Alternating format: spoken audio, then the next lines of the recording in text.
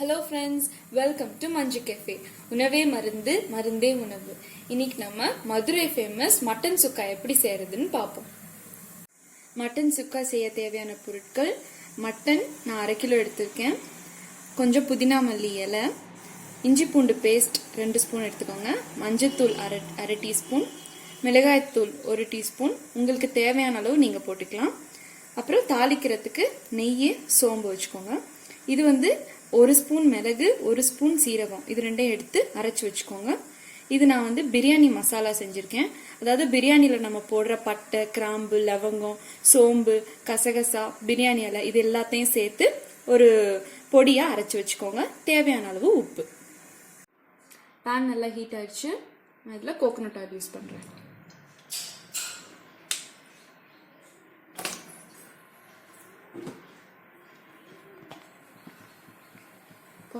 Pan நல்லா heat ஆயிடுச்சு. இப்போ கொஞ்சம் சோம்பு போட்டுக்கலாம்.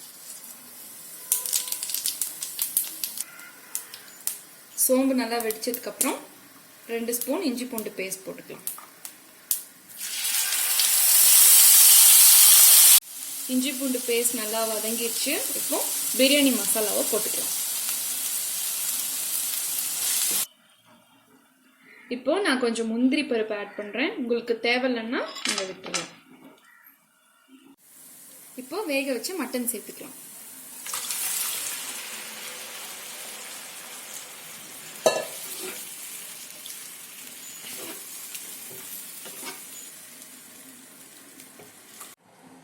இப்போ மஞ்சள்தூள் கொஞ்சம் சேர்த்துக்கலாம். 1 ஸ்பூன் மிளகாய் தூள், தேவையான அளவு உப்பு சேர்த்துக்கலாம்.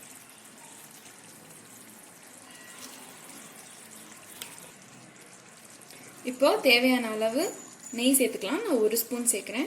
உங்களுக்கு நெய் பிடிக்கும்னா நீங்கள் எக்ஸ்ட்ரா சேர்த்துக்கலாம். இப்போ இதை மூடி வச்சு ஒரு 5 மினிட்ஸ் வேக வச்சுக்கலாம்.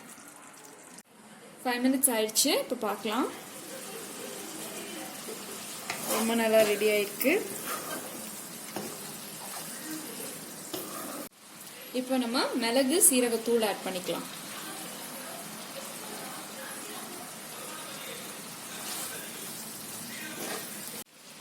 மிளகு சீரகத்தூள் போட்டு 2 மினிட்ஸ் ஆச்சு. இப்போ நம்ம புதினா மல்லி இலையை தூவி இறக்கிடலாம்.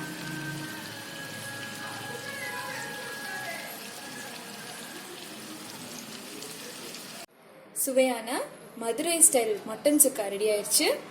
இதை உங்கள் வீட்டில் நீங்கள் ட்ரை பண்ணி பார்த்துட்டு எப்படி இருந்ததுன்னு எனக்கு கமெண்ட் பண்ணுங்கள். இது போன்ற நிறைய வீடியோக்களுக்கு எங்கள் சேனலுக்கு சப்ஸ்கிரைப் பண்ணுங்கள். இந்த வீடியோ உங்களுக்கு பிடிச்சிருந்தா எங்களுக்கு லைக் பண்ணுங்கள். தேங்க்யூ.